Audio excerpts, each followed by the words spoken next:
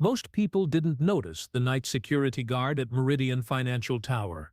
Marcus Thompson moved through the marble lobby like a shadow, checking doors, monitoring cameras, blending into the background like elevator music. But on Tuesday morning at 6:15 a.m., CEO Jonathan Harrison stepped off the executive elevator to hear something that stopped him cold, fluent Mandarin echoing through the empty lobby. He followed the voice and found Marcus calmly directing three confused Chinese investors toward the conference room, seamlessly switching between Mandarin, Japanese, and perfect English. Harrison had spent millions on translators and international consultants, yet the most linguistically gifted person in his building had been watching security cameras in the basement. What Harrison didn't know was that Marcus held a PhD in international relations from Harvard, spoke 7 languages fluently, and had turned down diplomatic positions to care for his sick mother. The 42nd floor of Meridian Financial Tower housed some of the most powerful minds in international finance. Executives with Ivy League degrees, analysts who spoke multiple languages, consultants who commanded 6-figure fees for their cultural expertise. But none of them noticed the man who knew more about international relations than all of them combined.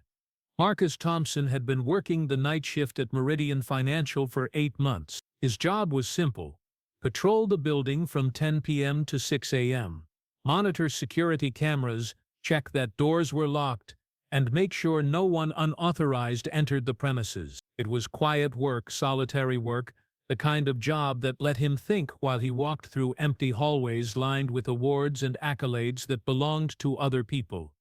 At 45, Marcus had the kind of calm presence that made people feel safe without really noticing him. He was tall and lean, with graying temples and intelligent eyes that missed nothing. His uniform was always pressed, his rounds always thorough, his reports always detailed. To the day shift employees who occasionally encountered him during shift changes, he was polite, professional, and unremarkable. They had no idea that Marcus Thompson had graduated summa cum laude from Harvard with a PhD in international relations, had worked for the State Department in 6 different countries, and could conduct complex negotiations in 7 languages. They didn't know that he'd turned down an ambassadorship to Jordan to care for his mother during her battle with Alzheimer's, or that he'd chosen a security job specifically because the night shift allowed him to spend days with her at the care facility. Most importantly, they didn't know that Marcus watched their international operations with growing concern, seeing inefficiencies and cultural missteps that cost the company millions while he earned $15 an hour to walk empty hallways. The morning everything changed started like any other. Marcus had completed his 5 a.m. rounds and was preparing his shift report when he heard voices in the lobby, unusual for that time of morning. He looked at his security monitors and saw 3 well-dressed Asian men standing near the information desk, looking confused and frustrated. They were speaking rapidly in Mandarin, gesturing at the building directory, clearly trying to figure out where they needed to go. Marcus glanced at the time, 6:10 a.m. The day shift wouldn't arrive for another 20 minutes, and the Chinese investors, because that's clearly what they were, based on their business attire and the Meridian financial materials they were carrying, looked increasingly agitated. He made a decision that would change everything.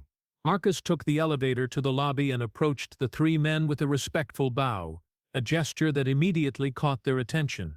In fluent Mandarin he said, "Good morning, gentlemen. I apologize for any confusion. I'm Marcus Thompson with Building Security. How may I assist you this morning?" The relief on their faces was immediate. The eldest of the 3, a distinguished man in his 60s, responded in rapid Mandarin, explaining that they had an early morning meeting with Jonathan Harrison but couldn't find the executive conference rooms. Marcus listened carefully, then replied in perfect Mandarin, "Of course, Mr. Liu. You're looking for the executive conference center on the 35th floor. The morning meeting with CEO Harrison regarding the Shanghai expansion project, correct?"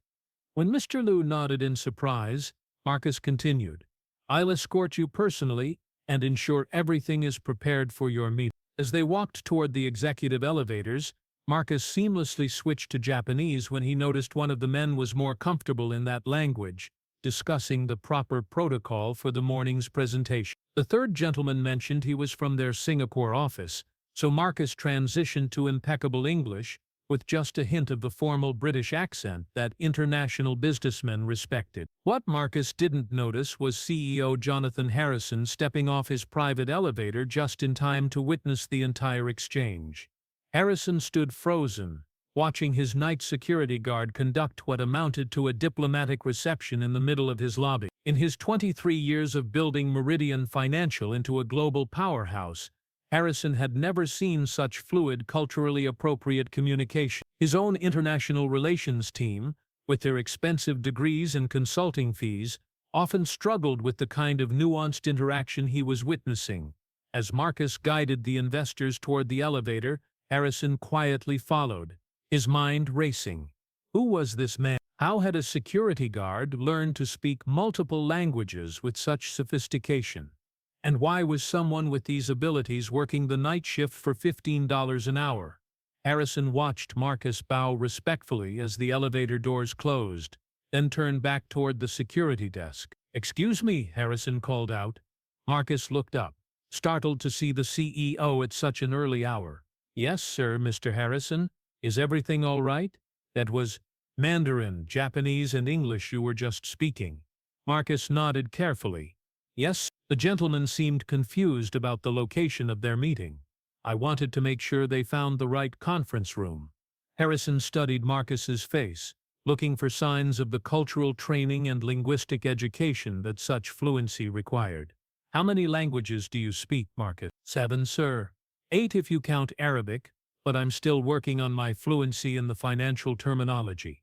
Harrison felt something shift in his chest, not quite guilt, but a recognition of opportunity that had been walking his hallways for months. "Marcus, could you come to my office for a moment?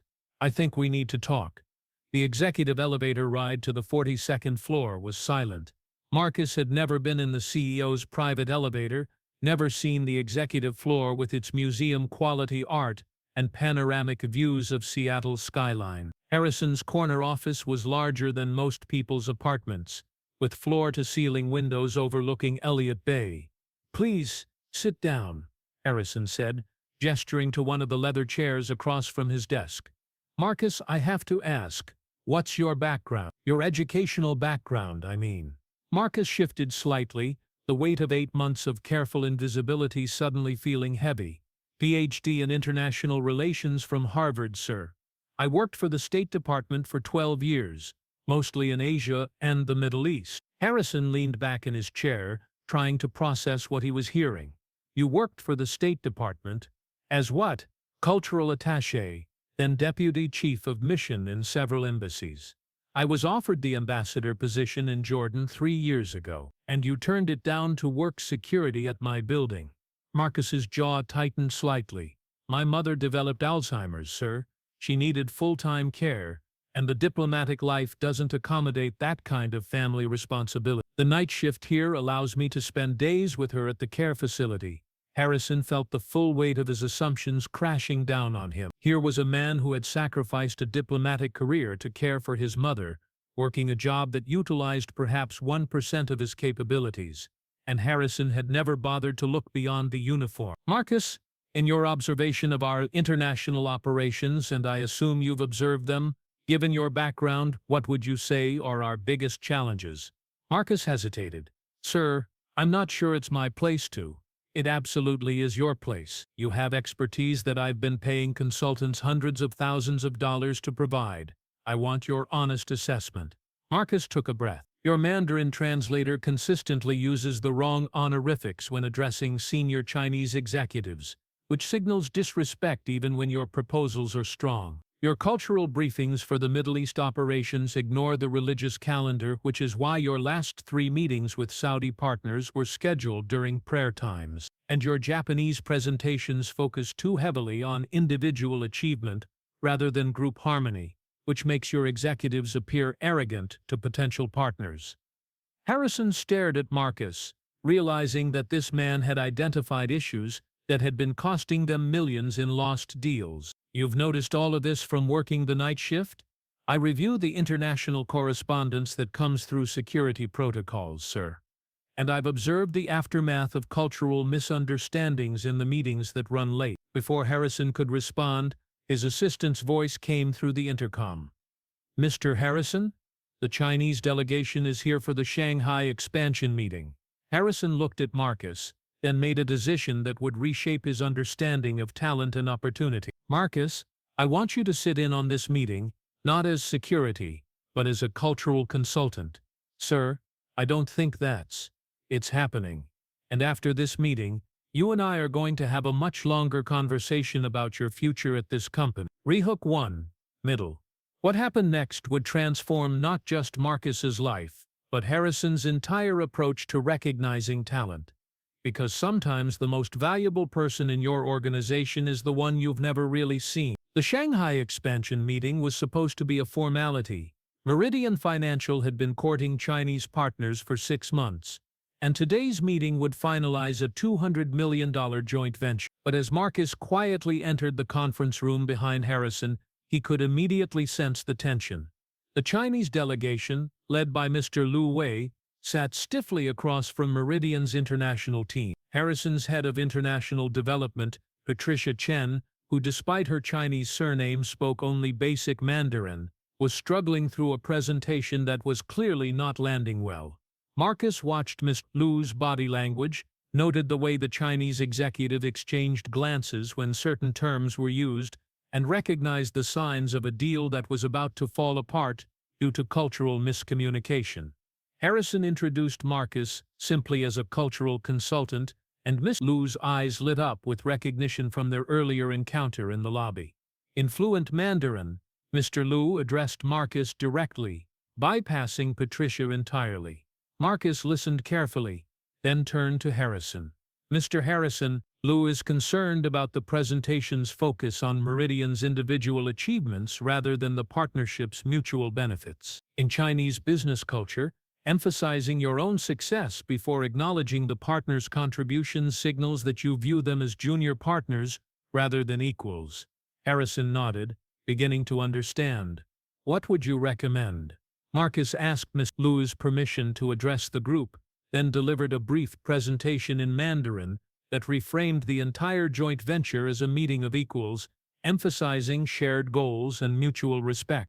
He incorporated traditional Chinese business philosophy while explaining Meridian's genuine excitement about learning from their partner's expertise. The transformation in the room was immediate. The Chinese executives relaxed, began asking detailed questions, and started discussing implementation timelines. Within an hour, they had not only salvaged the $200 million deal but expanded it to include additional ventures worth another. After the Chinese delegation left, Harrison's international team sat in stunned silence. Patricia Chen looked particularly shaken, realizing that her expensive MBA and specialized training had been outclassed by a security guard. Marcus, Harrison said quietly, could you excuse us for a moment? When Marcus left the room, Harrison turned to his team. I want to know how we missed this. I want to know how someone with Marcus's qualifications ended up working security while we've been struggling with international relations. And I want to know what we're going to do to make sure this never happens again. Patricia raised her hand tentatively. Sir, should we be concerned about his background? I mean, why would someone with State Department experience be working as a security guard? Harrison's expression hardened. Are you suggesting there's something suspicious about a man sacrificing his career to care for his sick mother? Because if you are, you're revealing more about your own assumptions than about Marcus's character. The room fell silent. Harrison continued. This morning, Marcus saved us a $350 million deal using skills that none of us possessed. Instead of questioning his motives, maybe we should be questioning our own ability to recognize talent when it doesn't come packaged the way we expect. When Marcus returned to the conference room, Harrison was waiting alone. Marcus, I need to ask you something, and I want you to be completely honest. Are you satisfied working security? Marcus considered the question carefully. The work is honest, sir. It pays enough to cover my mother's care and my basic expenses. It's not intellectually challenging, but it serves its purpose. What if I told you I wanted to offer you a position in our international division, starting immediately, with a salary commensurate with your experience and education? Marcus was quiet for a long moment. Mr. Harrison, I appreciate the offer, but my mother's condition requires flexible schedule, work from home when needed, full health benefits that would cover her care, and a starting salary of 100. The number hung in the air between them. Marcus had been earning $31,200 a year as a security guard. "Sir, why are you doing this?" Harrison leaned forward.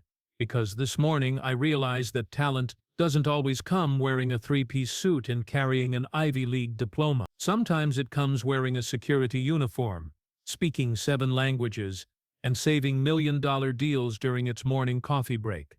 I've spent years building this company by recognizing opportunities. Today I realized I've been missing the biggest opportunity of all, the extraordinary people who were already here."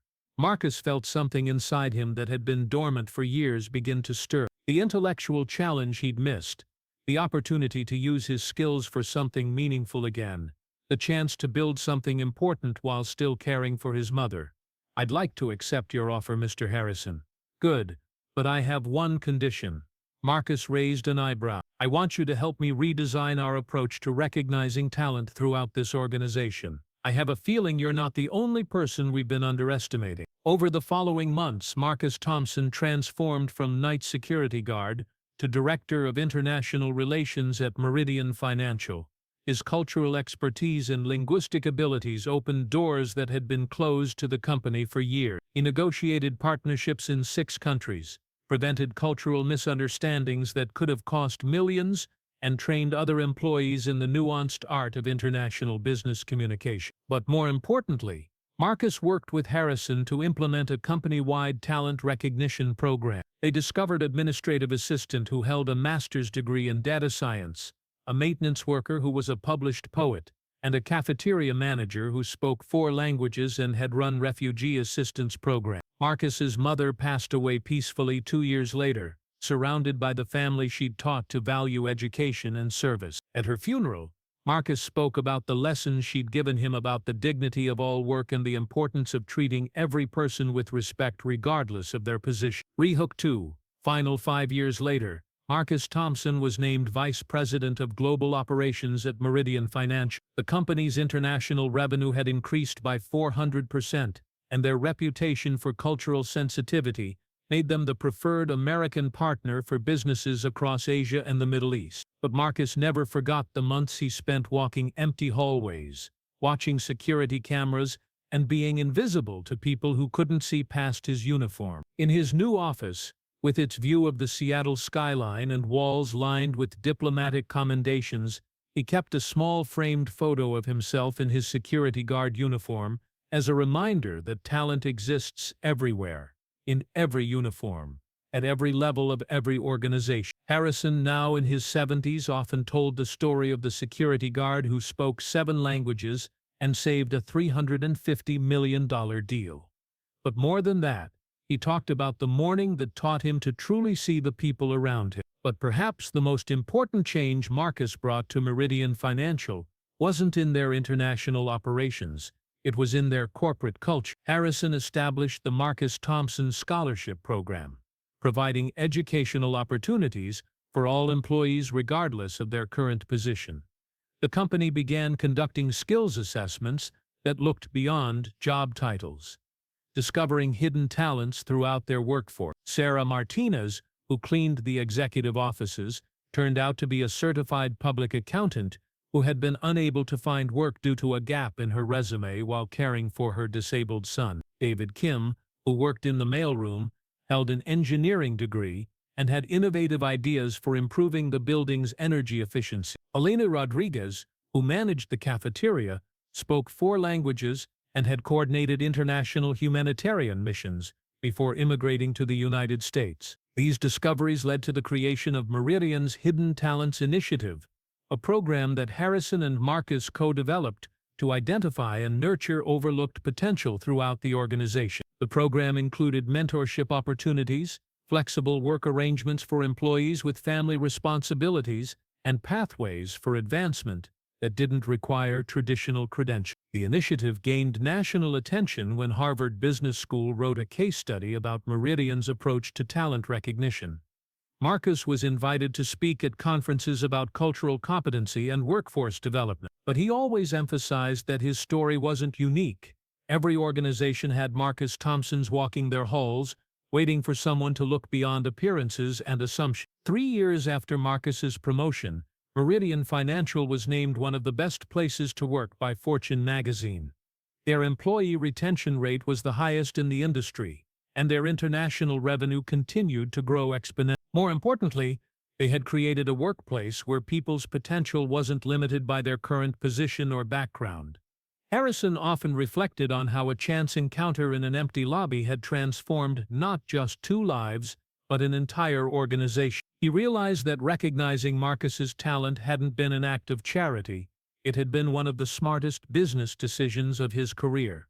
The lesson of Marcus Thompson isn't just about hidden talent or missed opportunities. It's about the assumptions we make, the people we overlook, and the extraordinary capabilities that exist in the most ordinary places. It's about understanding that brilliance doesn't announce itself with degrees and titles. Sometimes it quietly walks the night shift, caring for others and waiting for someone to notice. In boardrooms across America, executives speak multiple languages, negotiate complex international deals, and command 7-figure salaries. But some of the most gifted linguists, cultural experts, and strategic thinkers in the country are wearing uniforms that make them invisible to the people who could benefit most from their knowledge. Never assume you know someone's story based on their uniform, their position, or their circumstances. The person mopping your floors might speak 5 languages. The security guard checking your ID might hold a PhD. The administrative assistant answering your phones might be the solution to problems you didn't even know you had. Talent has no dress code. Brilliance needs no permission, and opportunity is only as valuable as your ability to recognize it, even when it comes wearing a name tag and working the night shift. If this story inspired you to look more carefully at the people around you, to question your assumptions about talent and potential, then Marcus Thompson's journey has served its purpose. Because in a world that often judges worth by appearances, the greatest discoveries come from those brave enough to look beyond the uniform and see the person underneath. The next time you encounter someone whose potential seems invisible to others, remember that extraordinary people often do ordinary jobs for extraordinary reasons. And remember that the most valuable person in any organization might be the one everyone else has learned not to see.